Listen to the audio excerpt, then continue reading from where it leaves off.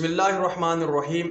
حضرت عبداللہ بن مسعود رضی اللہ تعالی عنہما سے یہ حدیث پاک مروی ہے کہ نبی رحمت صلی اللہ تعالی علیہ وسلم نے ارشاد فرمایا کہ جو شخص حرام مال حاصل کرتا ہو تو اللہ رب العزت اس میں برکت نہیں عطا فرماتا، اور اگر اس کو اللہ کی راہ میں صدقہ کرتا ہو تو وہ صدقہ قابل قبول نہیں۔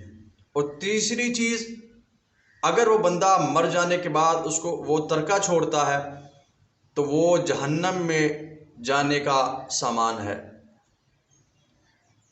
اس حدیث پاک میں تین چیزیں معلوم ہوئیں، اس مال کی تین حالتیں سامنے آئیں اور تینوں خرابی اور خسارے کا سامان ہیں۔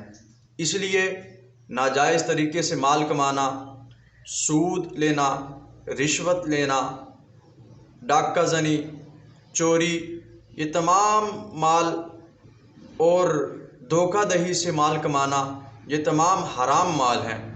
تو اس صورت میں نہ اس میں برکت ہوگی، نہ صدقہ قابل قبول ہوگا، اور اگر مرنے کے بعد وہ ترکہ چھوڑا گیا تو وہ ترکہ بھی جہنم میں جانے کا سامان ہے۔